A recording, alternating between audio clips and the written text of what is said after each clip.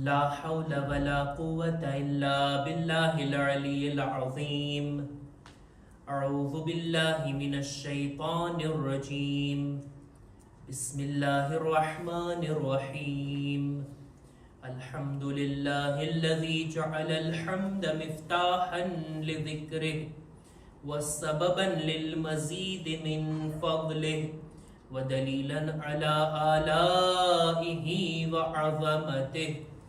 ثم الصلاة والسلام والتحية والإكرام على خير خلقه وأفضل بريته حافظ سره ومبلغ رسالاته الذي سمي في السماء بأحمد وفي الأرض بأبي القاسم محمد.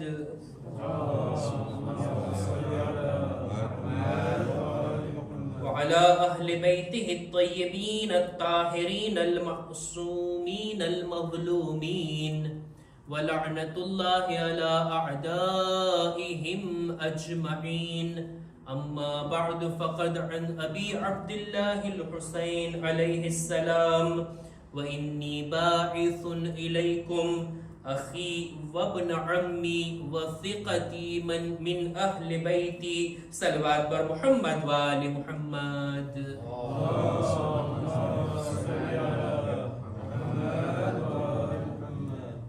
શબ અરફા માહે ઝિલહજની 9મી રાત એક અઝીમ દિવસ આવી રહ્યો છે. એની આગલી રાતમાં આપણે બધા ફરશે અઝા પર બેઠા છીએ.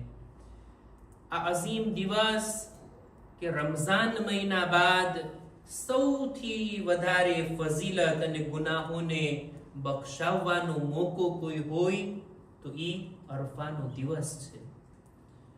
આ અરફાનો દિવસ કે જે દિલ ખોલીને ખુદાની બારગાહથી હાજતો તલબ કરવાનો, દુઆઓ માંગવાનો, ખુદાની રહેમતને પોતાના શામિલે હાલ કરવાનો આ મોકો છે. આપણા ચોથા ઇમામ એક દિવસ જોયા કે આ દિવસની અંદર કોઈ માણસ લોકો પાસેથી મદદ માંગી રહ્યો છે, લોકોની સામે હાથ ફેલાવી રહ્યો છે. ઇમામ એને ટોકે છે કે છે આજના દિવસે પણ તું લોકો પાસેથી માંગે છે. આ દિવસ તો ખુદા પાસેથી, ફક્ત ખુદા પાસેથી તલબ કરવાનો દિવસ છે. આ દિવસમાં ખુદાની રહેમત જોશમાં છે અને ઉમ્મીદ રહેલી છે કે આ દિવસની અંદર માના પેટમાં રહેલા બાળક પણ આ દિવસની રહેમત અને બરકતથી મહેરૂમ નહીં રહે. આ તારીખની અંદર કે જ્યાં દુઆનો અવસર, ઈ દુઆ કે જે આપણા ત્રીજા ઇમામ હુસૈન અલૈહિસ્સલામ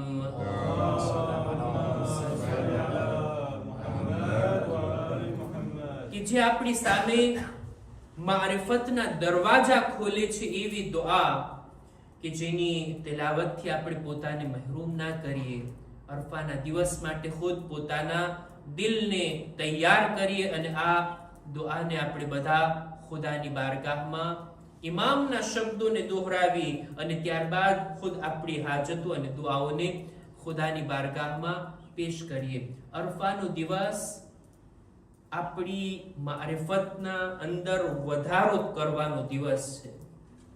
આપણી મારિફતમાં વધારો થવો જોઈએ. આ તારીખની અંદર, આ દિવસની અંદર મારિફતને હું સામાન્ય શબ્દોમાં અને સાદા શબ્દોની અંદર રજૂ કરું તો મારિફત એટલે ઓળખાણ. જો દીનની બાબતોને જાણવી, સમજવી, માનવી એ અલગ વાત, પણ દીની બાબતોને ઓળખવી, એની ઓળખાણને મેળવવી આ એક અલગ વાત છે, જે બધા પાસે નથી હોતી. દીનને માનનારા ઘણા હોય, દીનને જાણનારા ઘણા હોય, દીનને સમજવા વાળા પણ વધારે હોય, પણ દીનને ખરી રીતના ઓળખવા વાળા એમની સંખ્યા ઓછી છે. મારિફતની વધારે ડિટેલથી વ્યાખ્યા કરવા કરતા હું જો સરખામણીના અમુક દાખલા તમારી સામે રાખું ને તો મારિફત શું છે એ વાત બિલકુલ ચોખવટથી આપ લોકો સુધી હું પહોંચાડી શકીશ. ખુદ આપણને નસીબ કરે આવો દિવસ આપણે ઇમામોના હરમમાં ખાસ કરીને કરબલામાં પસાર કરીએ. જે લોકો ઝિયારતમાં જતા હોય, પોતાની સાથે નાના બાળકોને પણ લઈ જતા હોય, હરમની અંદર દાખલ થઈ ઝિયારત કરીને આપણે હરમના સહેનમાં બેઠા હોય, નાના નાના બાળકો ક્યારેક દોડતા હોય ને રમતા હોય, જ્યારે આપણે આ મોકાથી ઇમામના હરમના અંદર સહેનમાં બેઠીને ઝિયારત પડતા હોય, દુઆ પડતા હોય, તિલાવત, નમાઝ, આપણે ઇબાદતમાં મશગુલ હોઈએ અને બાળકો રમતા હોય, કહી શકાય આ મોકા ઉપર કે બાળકોને મારિફત નથી કે આ કઈ જગ્યા છે. આ જગ્યા ઉપર આપણે દૂરથી આવ્યા છીએ અને કયા મોકા અને મહેલની અંદર આપણે બેઠા છીએ. બાળકોને મારિફત નથી, આપણને મારિફત છે એટલે આપણે ઇબાદત કરતા હોય, ઝિયારત પડતા હોય, દુઆઓ કરતા હોય. આ એક દાખલો. કોઈ માણસ ઝિયારતની અંદર જાય, ઝિયારત જેવી મુકદ્દસ સફરમાં જાય અને પોતાનો વધુ પડતો સમય બજારોમાં પસાર કરી જોઈ, પોતાની વાજિબ નમાઝોને હરમમાં જમાત સાથે પડવાના બદલે હોટલની અંદર પડતા હોય જોઈ, આપણે શું કહેશું? આટલો ખર્ચો કર્યા, આટલા દૂરથી આવ્યા, શું બજારમાં આટા મારવા માટે? ના, આ માણસની મારિફત ઓછી છે. જો મારિફત હોત ને તો પોતાનો વધુ પડતો સમય ઇમામના હરમમાં બેસીને પસાર કરતે, પોતાની બધી નમાઝોને હોટલમાં નહીં, હરમના સહેનમાં અદા કરતે. છે કે નહીં? મારિફત હોય ને તો ઇન્સાન ભરપૂર ફાયદો ઉઠાવે, ભરપૂર લાભ ઉઠાવે, સમયથી પણ અને જગ્યાથી પણ. આવા મુકદ્દસ દિવસો આવતા હોય, માહે રમઝાન જે પસાર થઈ ગયો એના પછી મુકદ્દસ દિવસો, તારીખો આવતી હોય, ઈ તારીખોની અંદર કોઈ માણસ એમને નકામા કામોમાં પસાર કરી નાખે ને લાભ ન ઉઠાવે, આપણે કહીશું એની મારિફત ઓછી છે. અય્યામે અઝા આવી રહ્યા છે, ખોટું ના લાગે તો હજી એક દાખલો આપું ને. માહે મુહર્રમ આવી રહ્યો છે, અઝાદારીનો મહિનો, મજલિસો માતમનો મહિનો. કોઈ માણસને તૌફીક થાય, પોતાના ઘરેથી આવે, અહીંયાથી બધાના ઘર અમુક કિલોમીટર દૂર છે, આટલા કિલોમીટર કરીને આવે, 2 કિલોમીટર, 5 કિલોમીટર, 10 કિલોમીટર, ઇમામ બારગાહ સુધી એને આવવાની તૌફીક મળે. અહીંયા આવ્યા પછી વધુ પડતો સમય જો ફરશે અઝા પર ન પસાર કરે, આપણે એને શું કહેશું? 2 કલાક માટે આપણે આવ્યા મસ્જિદે, મુશ્કિલથી અડધી કલાક જે મૌલાના મિંબર પર છે ને એટલું જ ફરશે અઝા પર આપણે બેઠા. મારિફતમાં ખોટ નથી, પણ જેને મારિફત હોય ને એ બરાબર જાણે છે કે આ મજલિસે હુસૈનમાં માસૂમીનની અરવાહ તશરીફ લાવે છે, મલાઈકા અહીંયા આવીને બેસે છે, એમની સાથે બેસીને હું વધારે સમય પસાર કરું કે પછી બીજા કામોમાં? એ બીજા કામોના દાખલા મારે નથી દેવા. મજલિસ એટલે શું? જ્યારથી તિલાવત શરૂ થાય ને એટલે મજલિસનો આગાઝ થઈ ગયો છે. જ્યારે માતમ અને ઝિયારત પૂરી થાય ને ત્યાં સુધી આ મજલિસનો સિલસિલો જારી છે. મજલિસ ફક્ત ઈ નથી કે આપણે મિંબરથી મૌલાનાને સાંભળીએ બસ, આ પણ છે, આ પણ હિદાયતના ઝરણા છે કે જે અહીંયાથી વહે છે. મિંબર પરથી અમલ કરવાની અને અમલ કરાવવાની પ્રેરણા મળે છે એક ખતીબને, એક ઝાકીરને. બેશક, અને એ બાબતે જવાબ નથી. મિંબર પર જ્યારે ઝાકીર હોય ત્યારે બધા લોકો હાજર હોય છે અને એના માટે હું શાબાશી આપું છું, બિરદાવું છું. બૈરાઓમાં, મર્દોની અંદર બધા લોકો બેસીને ધ્યાનથી સાંભળે છે આખી મજલિસ, બહુ સારી વાત. પણ અહલે બેતની શાનમાં પડાતા કસીદા, નોહા અને મરસિયા શું મજલિસનો ભાગ નથી? ઝિયારતે આશુરા પડાતી હોય, શું ફક્ત મજમો ભેગો કરવા માટે અને સમય લંબાવવા માટે જ છે ઝિયારતે આશુરા? તિલાવતે કુરઆન, હજી તો તિલાવત ચાલુ છે, હજી તો ઝિયારતે આશુરા પડાય છે. મૌલાના મિંબર પર જાય એટલે આપણી ઇમામ બારગાહમાં, અને જ્યારે મસાઈબ પૂરા થઈ જાય આ માતમ શું મજલિસનો ભાગ નથી?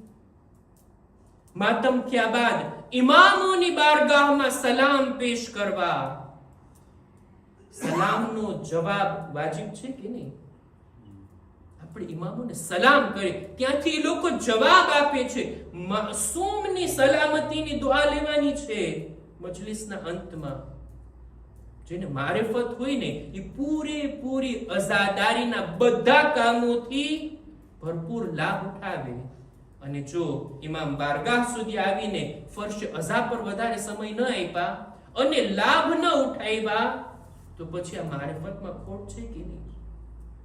જો મારિફત, ઓળખાણ, સમજીને બરાબર જાણીને ઊંડી ઓળખ, એને કહેવાય મારિફત. મારિફત આખી જિંદગીમાં જરૂરી છે, બધી ચીજો માટે. પૂરી જિંદગી અને જિંદગીમાં જે કંઈ મળે છે ને એ બધી ચીજો માટે મારિફત જરૂરી છે. આટલી ઉંમર પસાર થઈ ગઈ અને હજી આપણી મારિફતનો લેવલ ઉપર નથી આવ્યું તો આ વિચારવાનો વિષય છે કે નહીં? હું મારી વાત ના બયાન કરું, હું શું ને મારી હૈસિયત શું? આપણે ઇમામોની હદીસોને જોઈએ કે જેનાથી હું ને તમે બધા સાંભળવા વાળા લાભ ઉઠાવીએ. આપણા છઠ્ઠા ઇમામ ઇમામે જાફર સાદિક અલૈહિસ્સલામ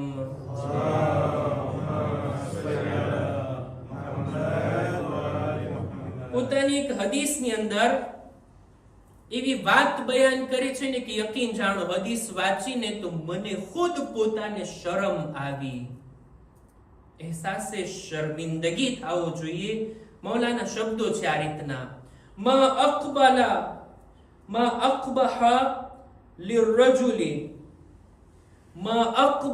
બિર્રજુલી યأتي عليه 70 سنة أو 80 سنة يعيش في ملك الله ويأكل من نعمه ثم لا يعرف الله حق معرفته. કેટલી બુરી વાત કહેવાય કે દુનિયામાં ઇન્સાન 70-80 વર્ષ પસાર કરે, અલ્લાહના મુલ્કમાં રહે, એની આપેલી નેમતોથી લાભ ઉઠાવે, ફાયદો ઉપાડે, પણ અલ્લાહની જેવી મારિફત મેળવવી જોઈએ એવી મારિફતને હાસિલ ના કરે. કેવી બુરી વાત કહેવાય. આટલા વર્ષ જિંદગીના મારા આ દુનિયામાં થયા, હું અલ્લાહની નેમતોના સુફરા પર બેઠો છું. જે કંઈ પણ આપણી પાસે છે આપણું પોતાનું નથી, એનું આપેલું છે. એની નેમતનો શું મેં શુક્ર અદા કર્યો? શુક્ર અદા કરવો તો દૂરની વાત, એની નેમતને મેં નેમત જાણી છે. એની નેમતને મેં નેમત જાણી છે. નેમત એટલે પૈસા, નેમત એટલે દોલત, નેમત એટલે ઘર, ગાડી અને બંગલા ના. જે ચીજોથી આ દુનિયામાં આપણે લાભ ઉઠાવીને આ એક શ્વાસ આપણો આવે છે ને, એક નેમત. એ શ્વાસ પાછો નીકળે છે ને, બીજી નેમત.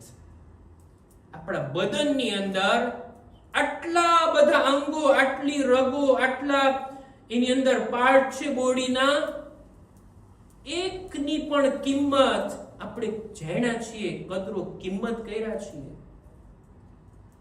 આ આંખની કિંમત કેટલી,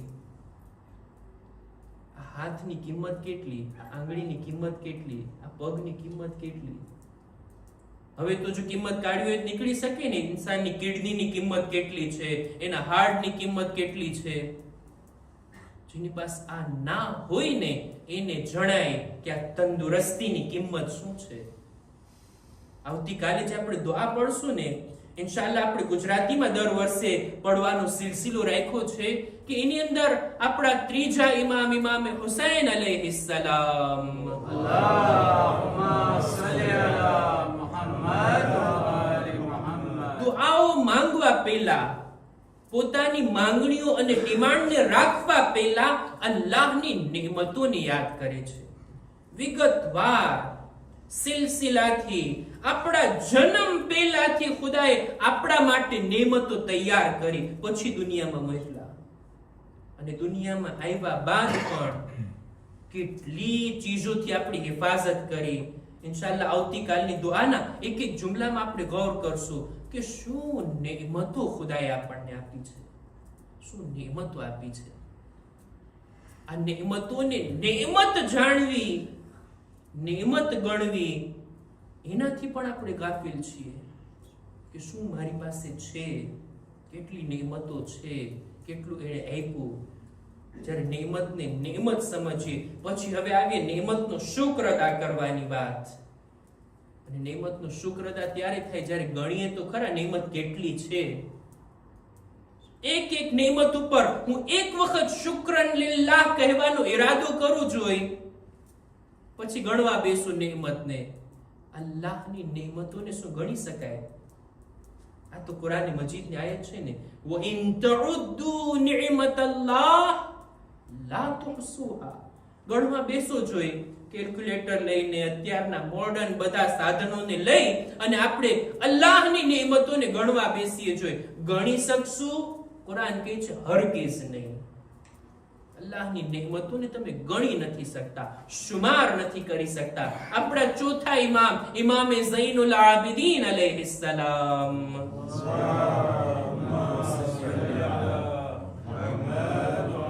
એમની એક હદીસ નજરોથી આજે પસાર થઈ તુહફુલ ઉકુલ ની અંદર, આપણા ચોથા ઇમામ આ આયતની જ્યારે તિલાવત કરતા ને, વ ઇન તઉદ્દુ નિ'મતલ્લાહ લા tuhsuha, આ આયતની જ્યારે તિલાવત કરતા ને કે જો તમે અલ્લાહની નેમતોને ગણતરી કરવા, ગણવા બેઠશો ને તો હરગિઝ નહીં ગણી શકશો. ત્યારે ચોથા ઇમામ કહે છે, આ હદીસનો ભાવાર્થ તમારી સામે બયાન કરું, એ કાશ ઇમામની આ વાત બરાબર રીતે હું આપ લોકો સુધી પહોંચાડી શકું.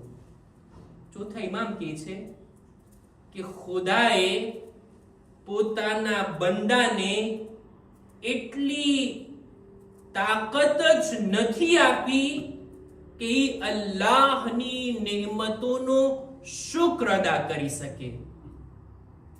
એટલી તાકાત જ નથી આપી કે એની નેમતોને ગણી શકે.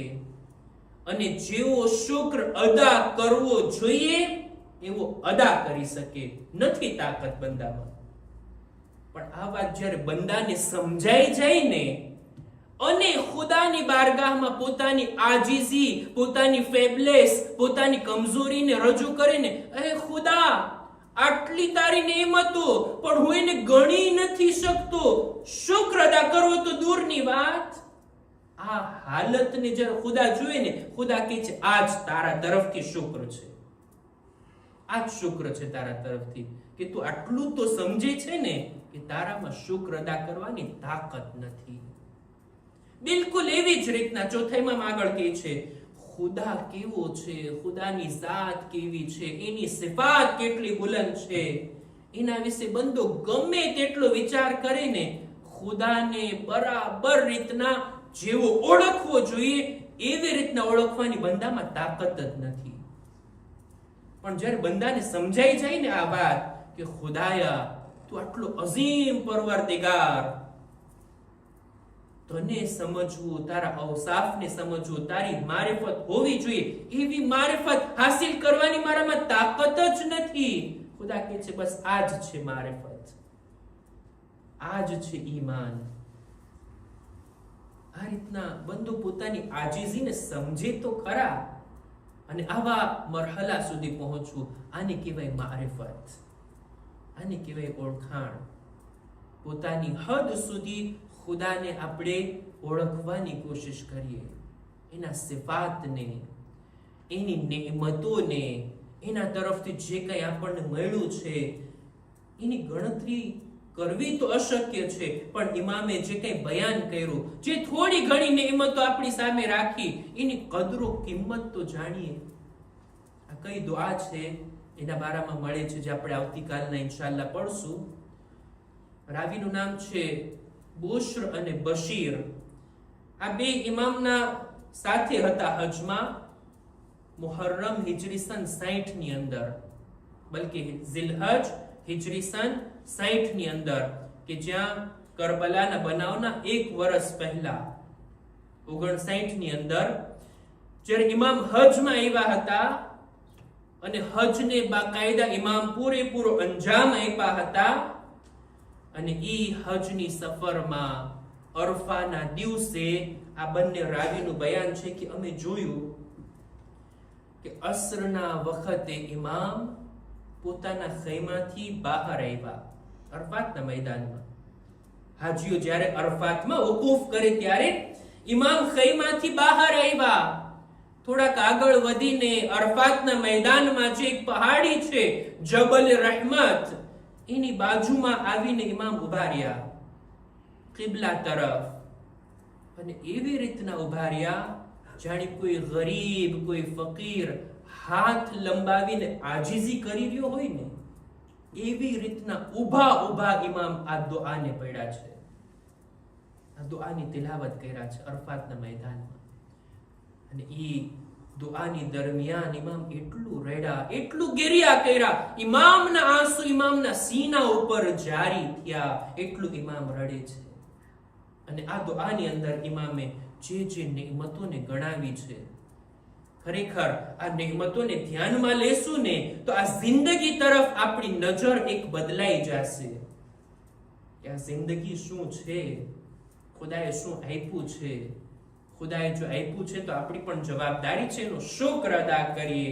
અને શુક્ર ઈ બાબતમાં છે એની આપેલી ચીજ એની મરજી પ્રમાણે આપણે વાપરીએ, એની નાફરમાનીમાં નહીં, એના ગુનાહની અંદર નહીં. અને આવી મારિફત મળે છે આવી ઇમામોની દુઆથી. ખુદા ઇન્શાઅલ્લાહ આ દિવસની અંદર આપણી મારિફતને બુલંદ કરવાની આપણને નેક તૌફીક અતા ફરમાવે. ઇમામના હજનો આપણે zikr કર્યા ને, ઇમામે હુસૈન આશિકે હજ હતા. એવી હજની ઇબાદત ઇમામને પસંદ હતી. જિંદગીમાં કેટલા હજ કર્યા છે ઇમામે, અને આ રીતના ઇમામે દુઆઓ કરી છે, આ રીતના તવાફ, આ રીતના ઇમામની સહી, જેનો ઉલ્લેખ આપણને કિતાબોમાં મળે છે. પણ ઇમામની જિંદગીનું છેલ્લું વર્ષ, આ દિવસ કે જેને આજે આપણે પસાર કર્યા 8મી માહે ઝિલહજ, યૌમે તરવિયા, હાજી લોકો પાણીની મશ્કને તૈયાર કરતા હોય, હજના અરકાન અંજામ આપવા માટે જેટલા હજનો ઈરાદો રાખતા હોય ને, આ તારીખમાં બધા મક્કા પહોંચી ગયા હોય. આ તારીખની અંદર ઇમામ મક્કાથી બહાર જાય છે, મક્કાથી વિદાય લે છે. દુનિયાની અંદર ઇન્સાનની તમન્ના હોય ને, જિંદગીમાં એકવાર ખુદાના ઘરની હજ નસીબ થાય, એ ખાને કાબા કે જેની તરફ આપણે હરરોજ નમાઝ પઢીએ છીએ, એ કાબાનો તવાફ કરવું આપણને નસીબ થાય, દિલી તમન્ના હોય ને ઇન્સાનની. અને જ્યારે એને જિંદગીમાં એકવાર હજ નસીબ થાય અને ખાને કાબાની ઝિયારત કરે, કેટલું દિલને સુકૂન મળતું હોય. જે હજના અંજામ અરકાનને અંજામ આપી દે ને, એના દિલથી કોઈ પૂછે જોઈ, અલ હજ્જુ તસ્કીનુલ કુલૂબ, હજ દિલોના સુકૂનનો ઝરિયો છે. એ હાજીને હજ અંજામ આપ્યા બાદ, હજ પૂરું કર્યા બાદ કેવું સુકૂન મળતું હોય. પણ જે કોઈ હજ માટે મક્કા સુધી જાય, મક્કામાં હાજર હોય અને હજ વગર એને મક્કા છોડવું પડે, એ કોઈ ઇમામના દિલથી પૂછે કે શું મુસીબત ઇમામના દિલ પર આવી હશે.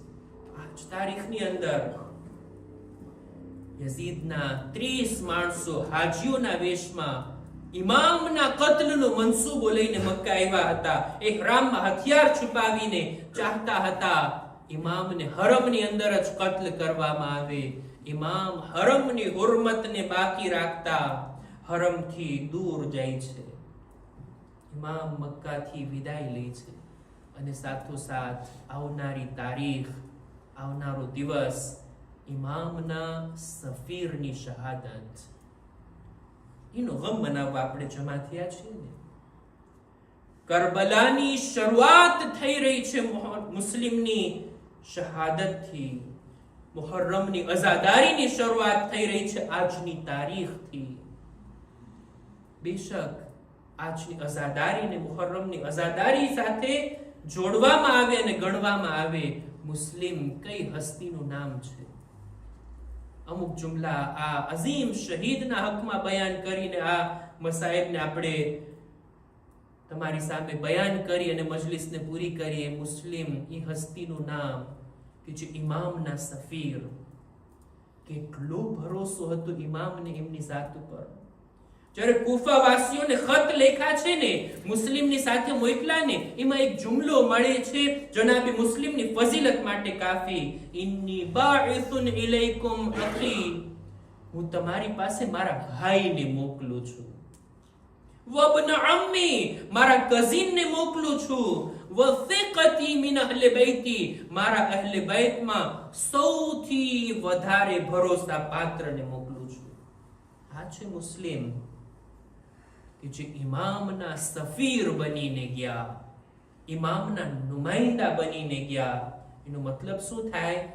મતલબ એ થાય જે કોઈ આવીને જાણે મુસ્લિમના હાથ પર બૈઅત કરે ને તો જાણે એમ કે ઇમામે હુસૈનની એણે બૈઅત કરી છે.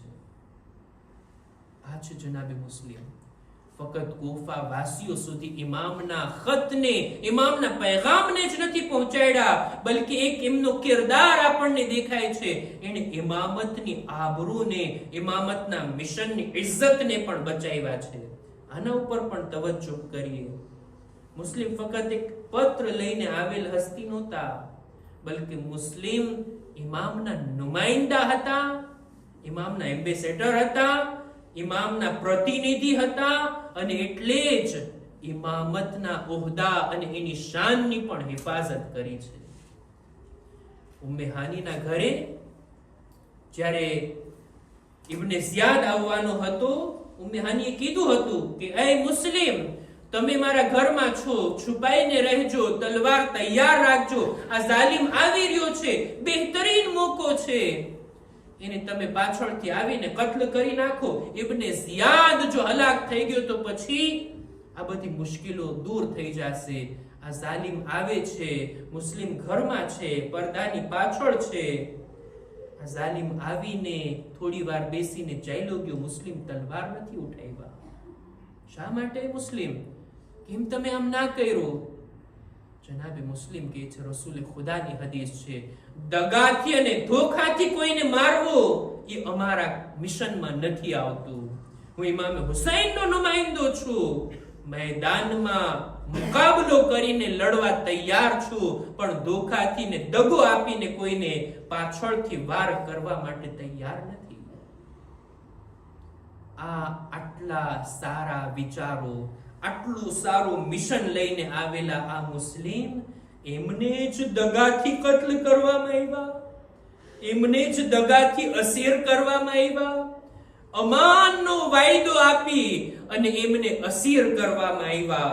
એમને એક ખાડાની અંદર ધકેલીને પછાડી અને પછી એમને કૈદી બનાવવામાં આવ્યા. નહીતર કોઈનામાં હિંમત ના હતી કે અકીલના લાલની સામે આવીને તલવારથી મુકાબલો કર્યો. જનાબે મુસ્લિમના પૂરા મસાઈબ તો નહીં પડાય, તમે મારી કૈફિયતને જાણો છો, દિલ ભરાયેલું છે, પણ આપણે આંસુ ફક્ત ઇમામે હુસૈનના ગમ માટે છે. હું પણ રડીશ અને આપ પણ ગિરિયા કરજો. જનાબે મુસ્લિમ પર આપણે ગિરિયા કરીએ. જનાબે મુસ્લિમની સૌથી મોટી મુસીબત જનાબે મુસ્લિમની તન્હાઈ છે, એકલા હોવું છે. જેના હાથ પર હજારો લોકોએ બૈઅત કરી હોય, આવી તારીખમાં જ્યારે ઈશાની નમાઝ પડીને નીકળ્યા, હવે મુસ્લિમ એકલા છે. અજાણી કૂફાની ગલીઓ છે, ન તો કોઈ આશરો છે, ન તો કોઈ ઘર છે. કૂફાની ગલીઓમાં ફરી રહ્યા હતા, થાકીને એક ઘરના ઓટલા પર બેઠા. એક મોમિના બહાર આવી અર્ઝ કરે છે, એ શેખ, કૂફાના હાલાત બરાબર નથી, તારા ઘરે ચાલ્યો જા. જનાબે મુસ્લિમ ઇશારાથી પાણી તલબ કર્યા. આ મોમિનાએ પાણી આપ્યું. જનાબે મુસ્લિમ પાણી પીને હજી બેઠા છે. મોમિના કહે છે, એ આવવા વાળા, તું તારા ઘરે ચાલ્યો જા, કૂફાના હાલાત બરાબર નથી. જનાબે મુસ્લિમ એક એવો જવાબ આપ્યા. મુસ્લિમનો મરસ્યો એની જ જબાન થકી મુસ્લિમ કહે છે, ઈ ક્યાં જાય જેનું કોઈ ઘર ના હોય, જેનો કોઈ આશરો ના હોય. કહે છે તમે કોણ છો? કહે છે હું મુસ્લિમ છું, હું ઇમામ હુસૈન નો સફીર છું. ચાહવા વાળી ખાતુન હતી, પોતાના ઘરના મહેમાન બનાવ્યા, મુસ્લિમ ઇબાદતમાં રાતને પસાર કર્યા. ખાબની અંદર જોયા કે એમને મૌલા અલી પોતાની તરફ બોલાવી રહ્યા છે. સમજી ગયા આ આખરી રાત છે. બસ અઝીઝો, સવારના જ્યારે હમલો થયો, મુસ્લિમ ઘરની બહાર જવાની તૈયારી કરે છે, જંગની તૈયારી કરે છે. મોમિના કહે છે, એ આકા તમે ઘરમાં રહીને જંગ કરો, એ બહેતર છે, તમારી હિફાજત થશે. જાણો છો મુસ્લિમ શું બોલ્યા? સલામ થાય મુસ્લિમની ગૈરત ઉપર. એ બીબી, મને નથી લાગતું, હું નથી ચાહતો મારા કારણે નામહેરમો તારા ઘરમાં દાખલ થાય, તારા ઘરમાં દુશ્મનોના કદમ આવે. હું નથી ચાહતો. એ મુસ્લિમ, તમે સામે ગરીબા ના હતા. ઇમામના ખૈમાઓમાં દુશ્મનો દાખલ થયા, ખૈમાઓને લૂંટવામાં આવ્યા. લ્યો અઝીઝો, બસ આખિરમાં જ્યારે લડતા લડતા મુસ્લિમને અસીર કરીને લાવવામાં આવ્યા, દરબારની અંદર હાજર કરવામાં આવ્યા. દરબારની અંદર મુસ્લિમ ડાબી અને જમણી બાજુ જોયા, પાણીનો સવાલ કર્યા. એટલા જખમી હતા, ખૂન વહી ગયું હતું, એટલી તરસ લાગી હતી. પાણીનો જામ જ્યારે હાજર થયો, મોઢામાંથી દાંતમાંથી ખૂન પાણીમાં ટપકે છે. પાણી નજીસ થઈ ગયું, બદલાવી નાખે છે. બીજો કૂઝો, ત્રીજો કૂઝો. જ્યારે ત્રણેય કૂઝાની અંદર પાણી નજીસ થઈ ગયું, ખૂન મળી ગયું. મુસ્લિમ કહે છે, શાયદ મારી કિસ્મતમાં પાણી નથી. એ મુસ્લિમ, તમે તો કરબલાના પહેલા શહીદ, ભલા બની શકે તમારા આકા હુસૈન પ્યાસા શહીદ થાય અને તમે સેરાબ થઈને દુનિયાથી જાઓ.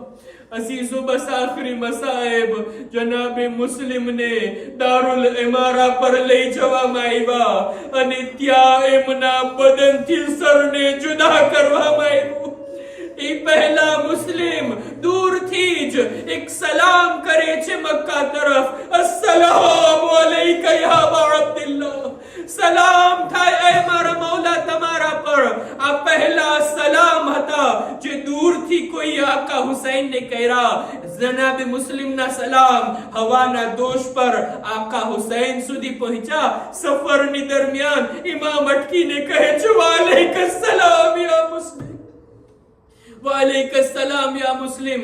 ઇમામને ખબર પડી ગઈ હતી કે મુસ્લિમ શહીદ થઈ ગયા, પણ જાહેરી તौर પર લોકોને પોતાના અહેલે હરમને જાણ કરવા માટે આગળ વધતા રહ્યા. અમુક દિવસો બાદ જ્યારે બે સવાર કૂફા તરફથી આવતા નજરે પડ્યા, ઇમામ એમને જોઈને બાજુમાં બોલાવ્યા. કૂફાના સમાચાર પૂછે છે. આ લોકો કહે છે, મૌલા ઇજાઝત હોય તો એકલામાં તમને સમાચાર આપીએ. ઇમામ કહે છે, નહીં, આ લોકો આપણા છે, તમે કહી શકો છો. બસ આ સાંભળવું હતું. પેલા બંને લોકો કહે છે, મૌલા જ્યારે અમે કૂફાથી નીકળી રહ્યા હતા, અમારી નજરોથી અમે જોયા દારુલ ઇમારા પરથી મુસ્લિમના લાશાને નીચે પછાડવામાં આવ્યો.